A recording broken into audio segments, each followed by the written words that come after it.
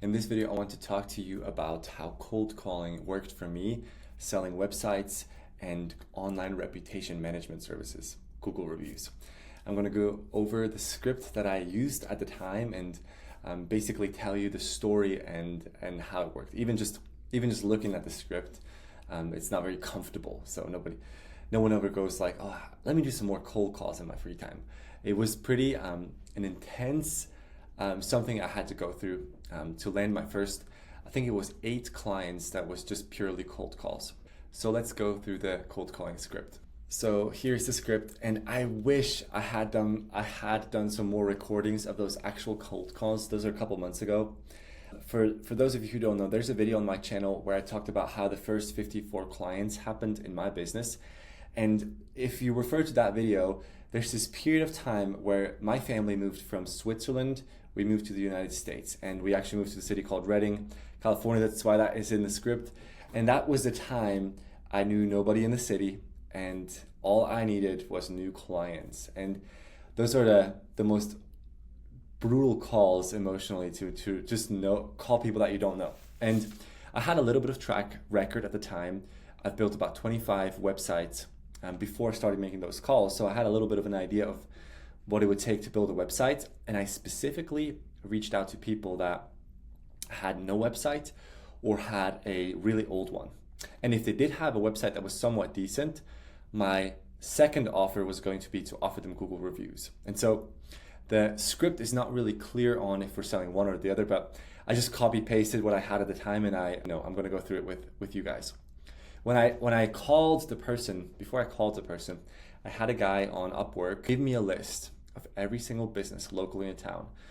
And this is very important. When I called the person or I called the business, I knew the name of the decision maker. So I wasn't just randomly calling people, asking for the person in charge. And that's a huge, huge difference. If you're calling a local business with like 10 people, and most likely the number that you find on the internet is not going to be the personal cell phone of the business owner. Sometimes that still happens, but most of the times you're going to land in somewhat of a gatekeeper situation, and you want to know who that person is who makes the decisions. And you can actually find out. It's just a bit more work. It took about 5 minutes per company per name. So the guy that I hired, it took about, let's say an hour, and he could get me 12 different companies with the business owner name. And I also made sure that I knew if the number that I was calling, if it was textable, if it was not. If it was textable and they didn't pick up, I would send them a Loom video and just show them my face that I'm here in Reading, and I texted to that phone number. I also most in every situation I had an email that I could send this phone number to. And so in any way I would at least record a Loom video showing them my face, showing them what I could do for them. And for about 8 weeks, every day I would sit down and call people and record about two or three new Loom videos to potential prospects. So I took a list of about a couple hundred companies, and mind you, I landed 8 customers in 2 months, and as of today, these 8 customers have done $25,000 in revenue. And it took about 8 weeks of an hour every day calling these people, and then obviously fulfilling the websites. But none of those customers that signed up with the cold calls in the beginning of this year have left, and the revenue is growing strong.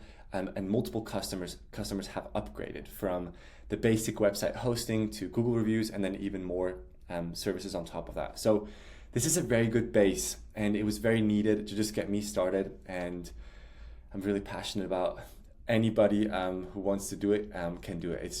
It's not really comfortable. I warn you already. So I basically said, my name is Jonathan. I am calling from Redding, California, and that's huge because everybody's calling them about something, and nobody is in town. They were a bit confused sometimes, like, I'm calling from Reading, why is that important? But I'm not just some random stranger on the internet. I'm actually live here in this town. That's why I say that.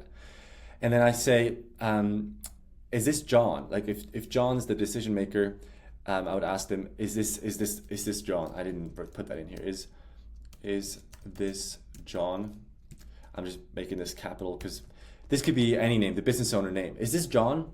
And then if he said yes, So I have a quick question. I run a international marketing agency. I'm here locally in town. I've done lots of Google reviews for businesses here in the Reading area, and I'm working my way through different industries, helping company A, company B, company C with Google reviews. Is that something that you've ever thought about, having more Google reviews than your competitor? It's not even a good script. It's as I'm reading through it, but it still got me the clients. And mind you, this script was a bit modified after I had the first three case studies. And if you don't have 3 case studies, be willing to do the work for free, because you don't know what you're doing. You don't know what you're doing. I had people help me with the snapshot. I had people helping me, and I could leverage their name, like we, in terms of them and we have done this before, because I helped other people do this. I had a friend who runs a similar company, and we've done this together. I just haven't done it on my own. So at this point, though, in my script, I had 3 clients, and I replaced their names with company A, B, and C, and I would name drop these names because they're bigger companies, and other company owners, business owners, would know who they were in town.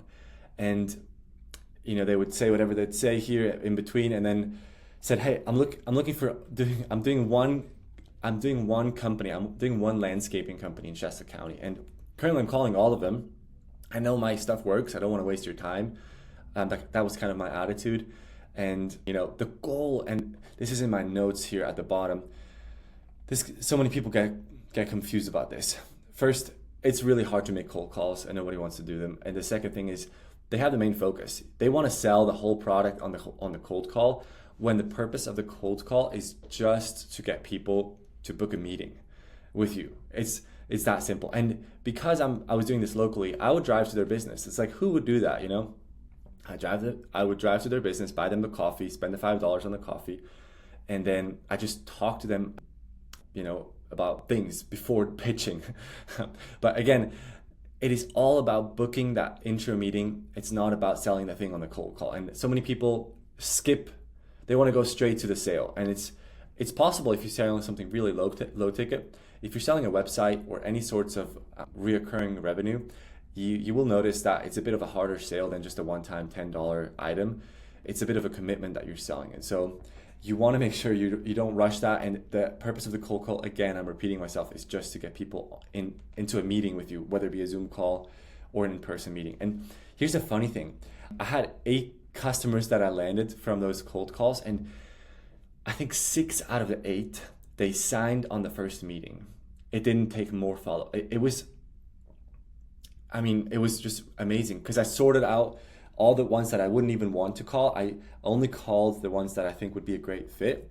And then when I had them in a meeting, it was just possible to sell them, which was amazing. So I don't know if that's normal or not, but this is how it worked for me. And again, a lot of times I wouldn't even get through the gatekeeper, or I wouldn't even get through, they wouldn't even pick up. And then I'd send a loom, and then I would follow up on that loom as well. But basically I said, hey, I just left a voicemail. My voicemail, by the way, was, "Hey, Mr. Business Owner, it's Jonathan here from Reading. You don't need to call me back. I'm going to record a quick video on my computer with my face on it, and I'm going to send it to this number, and I'm going to email it to this email. The subject line of this email is going to say, just left you a voicemail." And again, it's just going to be a short 1 minute, 2 minute video of my face and what I wanted to talk to you about, and then let me know your thoughts about that. I don't know if that's a good script. Again, it just worked at the time. And I talked about, the Google reviews in that loom, or I talked about the website if they didn't have a website. And here's the funny thing. With Google reviews and websites, if someone had a really nice website but no Google reviews, I could still do all the same automations on the website, integrating high level on the existing website. And that makes it very sticky. Even though I don't host their website, I host the chat widget, I host the contact form, the Google review snippet that you can put on a website with an iframe code. All these things would be gone if the person stopped paying me. And so I'm very integrated into their website, and it's therefore very sticky. So that's just a thought out there if you want to do more than just a website. I just website automations, Google reviews. That was my offer. And it would allow me to call more companies even the ones that had a good website. A lot of them did not have many Google reviews. And I'm gonna put this video, and I'm gonna put this script in the video description as well, so you guys can look at it. Just left a voicemail. I'm afraid, yeah.